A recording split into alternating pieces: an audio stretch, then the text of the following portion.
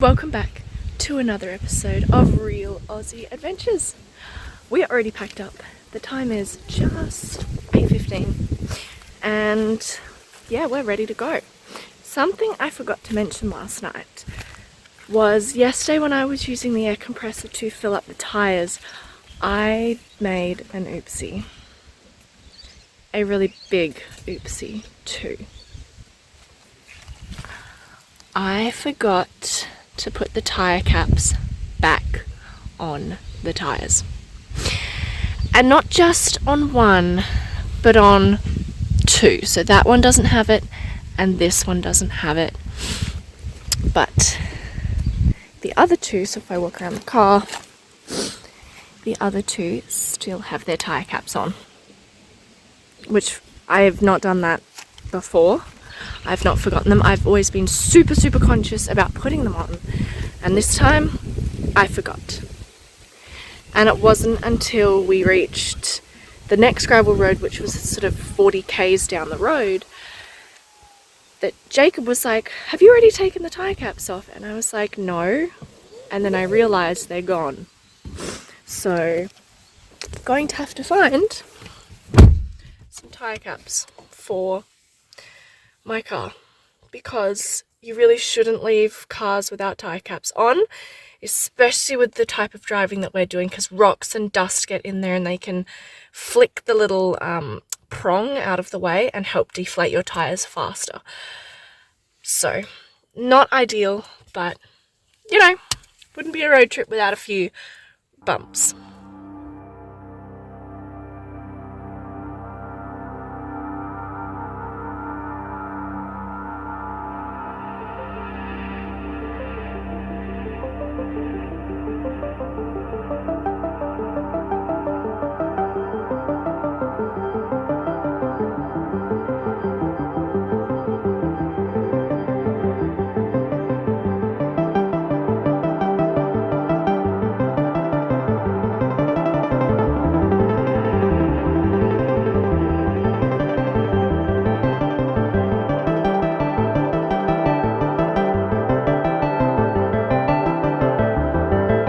We made it to the Gimbat picnic area. It was a really wild ride out here.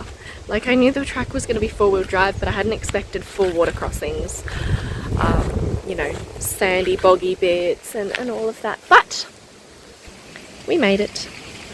So we'll have some brunch because it's only 9:15, and then we'll carry onwards to our next place, which will be the Yumikmik walks. I was thinking we could stay in Camp Bolgi tonight, but Jacob is like, they don't have showers, why don't we just drive onwards to Pine Creek and then see if there's a caravan park or anything over there. And that will be that. We're just going for a little wander down.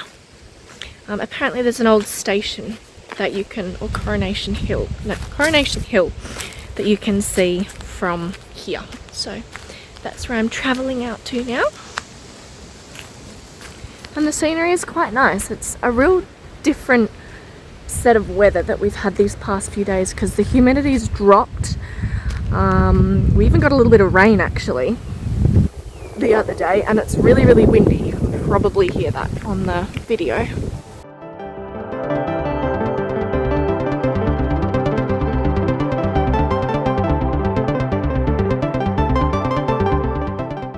My morning snack is some butter and Vegemite rice cakes with some milk, but unfortunately I decided that I wanted to wear my milk instead, so it's all over my jumper and legs.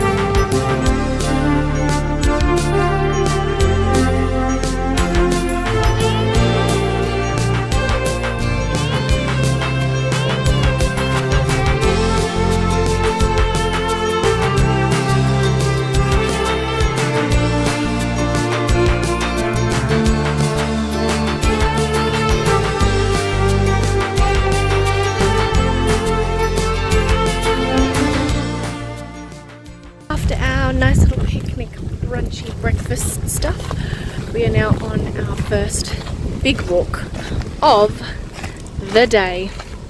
The Yimik walking trails. So there's a 2-kilometre walk that we're definitely going to do. And then the others are 5 and 7.5, sorry. But not sure about doing those ones. It's quite windy today, so I'm not sure how long my hat will stay on my head either. And we are off on the walks. I double socked, so I went back and double socked and got some snacks. And now we're going to go off and attempt the 7.5 walk, but definitely do the 2k. Yes, that'll be that. Off we go.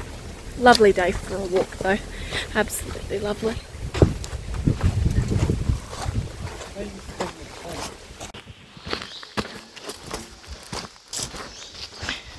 Well, we made it to the turn-off. We did both of those two. Now we're onwards to Boulder Creek, the loop.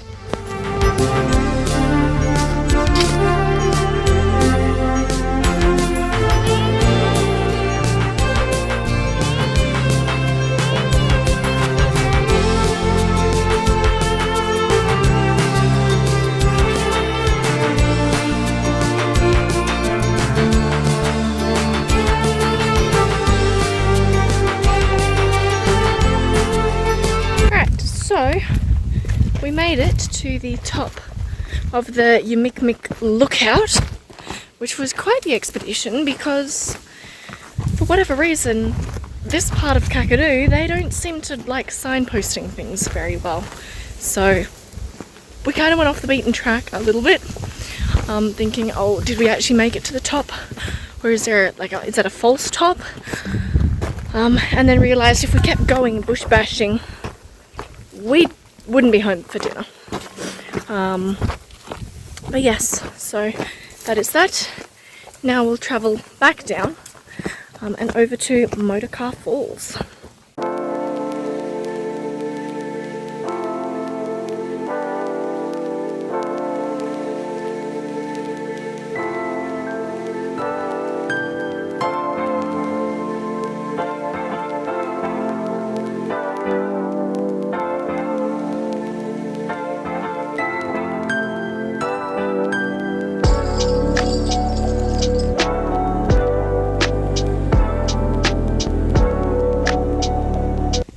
We went for a lovely swim at Motorcar Falls.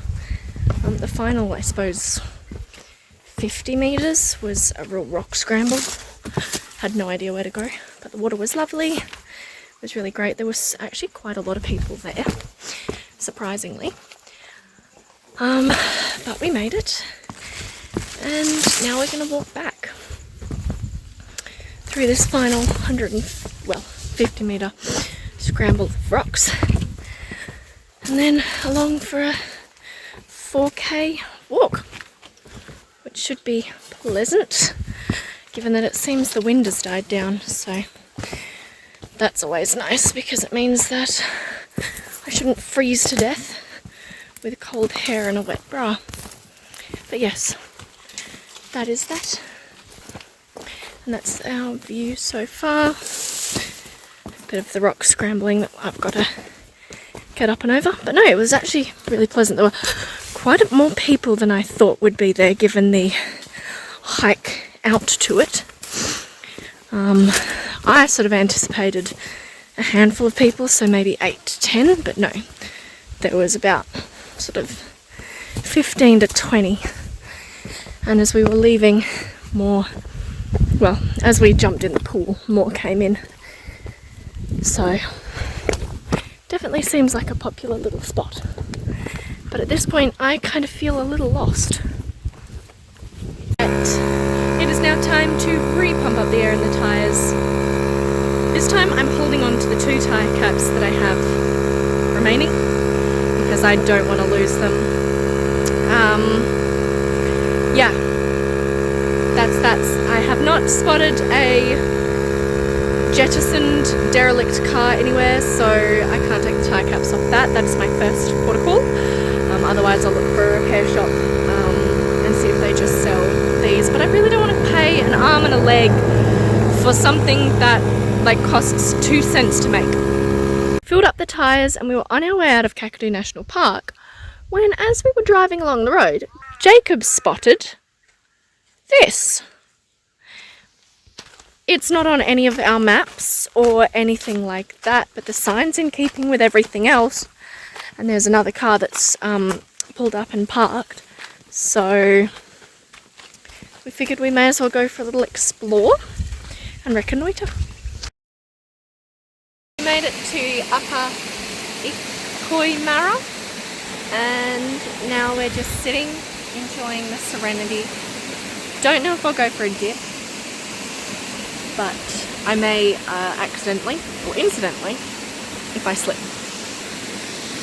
But so far that is the view. You've got a lovely cascading waterfall right here and then a series of small pools back up that way. A great little unsignposted adventure. Not too shabby that we stopped here, that's for sure.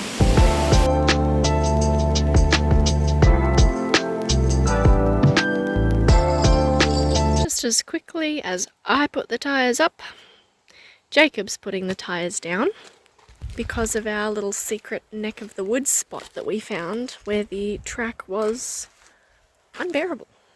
But we made it, but we decided the last kind of 20 metres of it really definitely deserved to have the tyres pumped down because it was just super rocky, super movie on the car.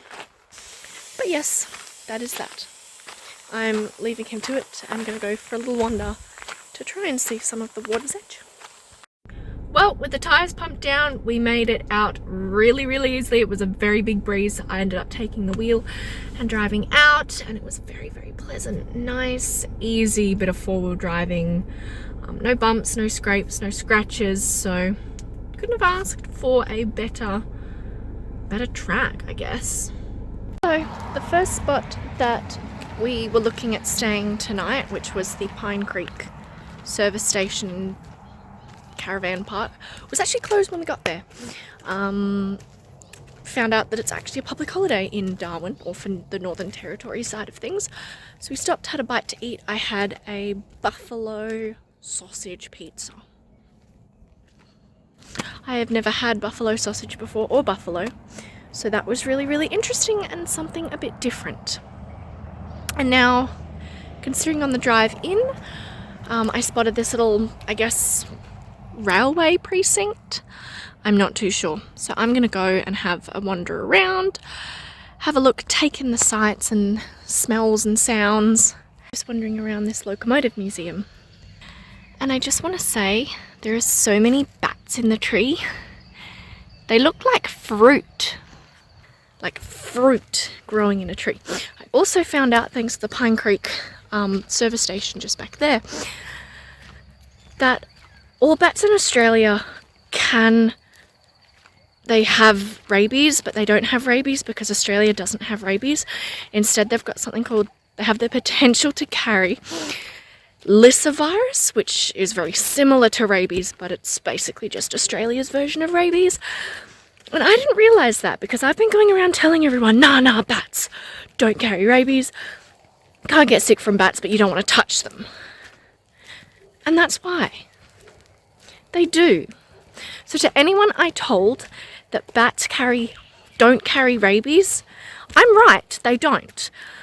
But they carry basically the same thing, just Australia's variant, lyssavirus. So yeah, found that out. That was really interesting. But the Railway Museum is good fun, lovely and interesting to look at. After every one of these plaques, there are little stone tile creations from, I'm assuming, the local school. And they go all the way up. I took a photo of one, so I'll hopefully implement it here.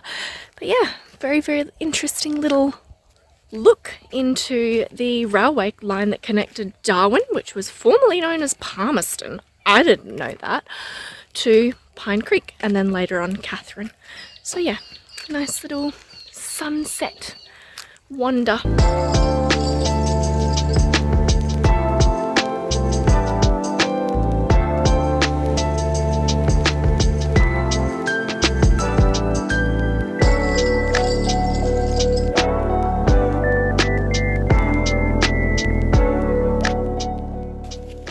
made it. We're now staying at Pussycat Flats for this evening.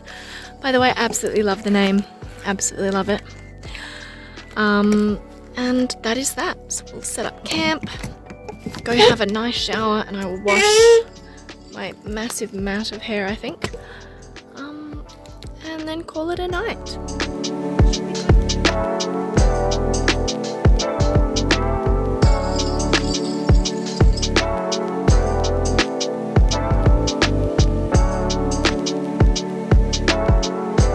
My shower, I've brushed my teeth, I feel clean.